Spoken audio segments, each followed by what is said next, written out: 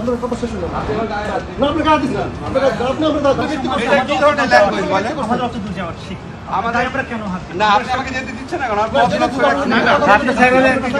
Geneva বিমানবন্দরে doctor Asif নজরুলের সঙ্গে আওয়ামী দুষ্কৃতিকারীরা উদ্ধত ও শিষ্টাচার বহির্ভূত আচরণ করেছে বলে মন্তব্য করে এ ধরনের অসৌজন্যমূলক আচরণের তীব্র নিন্দা ও প্রতিবাদ জানিয়েছেন বিএনপির ভারপ্রাপ্ত চেয়ারম্যান তারেক রহমান।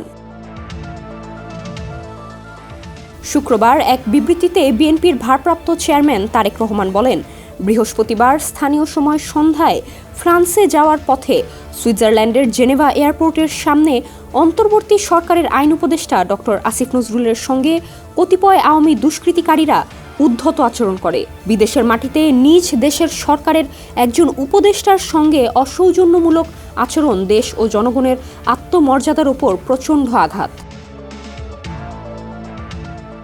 মাঠের অলরাউন্ডার আমি, আর ঘরের অলরাউন্ডার টাইলক্স।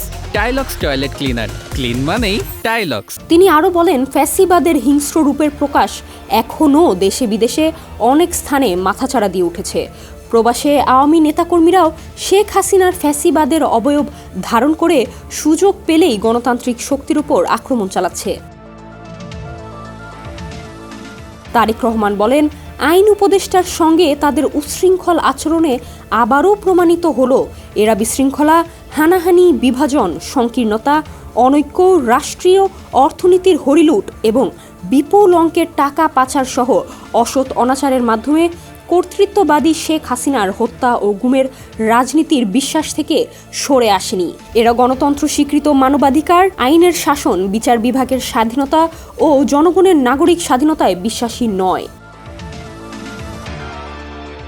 পতিত শেখ হাসিনা দেশের রাজনীতিকে জটিল করে তুলতে বাইরে থেকে সব ধরনের প্রচেষ্টা চালিয়ে যাচ্ছেন। আওয়ামী লুটপাটের সুবিধাভোগীরা বিদেশে গভীর চক্রান্তে মেতে উঠেছে। সবশেষে তিনি বলেন, আওয়ামী লীগ যতই চেষ্টা করুক, বাংলাদেশের জনগণই তাদেরকে ক্ষমতা থেকে সরিয়েছে এবং আন্তর্জাতিক পরিসরে তাদের এই অপকর্মের বিরুদ্ধে সোচ্চার থাকবে। বিদেশে গণতন্ত্রকামী প্রবাসী বাংলাদেশিদের প্রতি আহ্বান জানাই, তারা যেন সংশ্লিষ্ট দেশের আইন ও বিচার বিভাগকে অবহিত করেন এবং বাংলাদেশের জনগণের আত্মমর্যাদায় রক্ষায় ঐক্যবদ্ধভাবে কাজ করেন। নুসরাত জাহান, ডেস্ক রিপোর্ট, সমকাল।